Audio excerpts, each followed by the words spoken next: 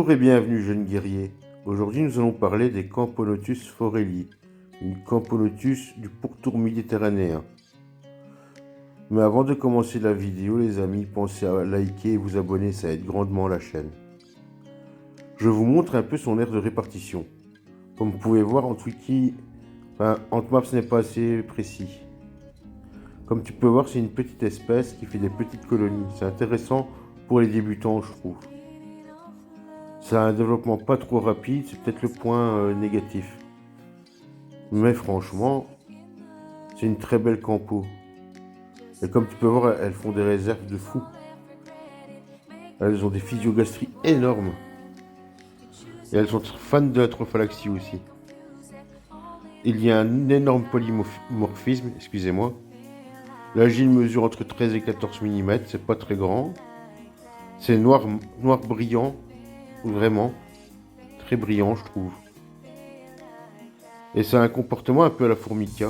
À peine vous bougez le nid, tout le monde sort, tout le monde est prêt en découdre. C'est étonnant pour une petite espèce. Comme tu peux voir, il doit avoir une centaine, 150 d'ouvrières.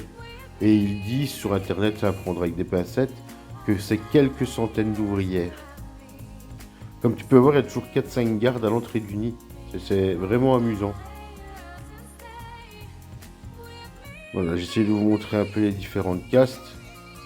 Là, on les voit, les différentes tailles. Vous voyez, il y a toutes les tailles. Il y a petite, moyenne, média, major, petit média, toute petite ouvrière.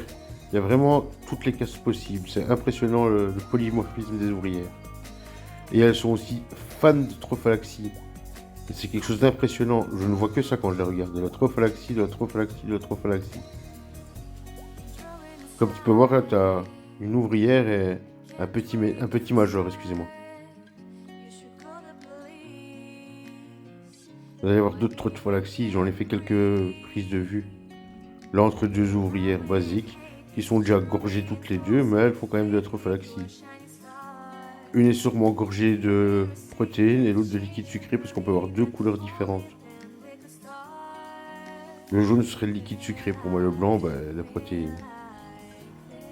Voilà, là vous voyez encore des trophalaxies. Vous voyez même une ouvrière tout à droite avec une goutte dans ses mandibules. Elle l'absorbe à son aise, regardez, je me mets un peu plus sur elle. Vous voyez, c'est amusant. Je n'avais pas encore observé ça chez une campo.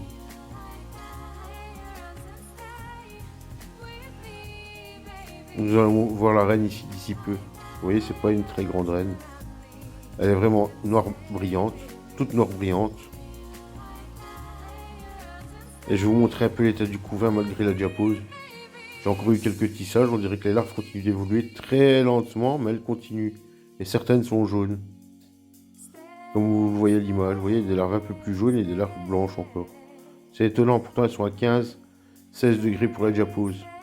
Comme elles viennent du pourtour méditerranéen, il fait pas si froid que ça. Surtout qu'elles viennent du sud de l'Espagne, d'une boutique bien connue en Espagne. Je n'ai pas besoin de citer son nom, vous savez de laquelle je parle. Cette colonie a 2 ans maintenant. Vous voyez, en 2 ans, ça s'est pas fort développé. Je suis à 100-150 ouvrières maximum. Vous voyez, ça prend pas beaucoup de place. Donc si ça fait quelques centaines d'ouvrières, elles resteront peut-être dans ce nid. D'ailleurs, vous voyez, je l'ai taillé comme la fourmi gauloise nous l'a dit.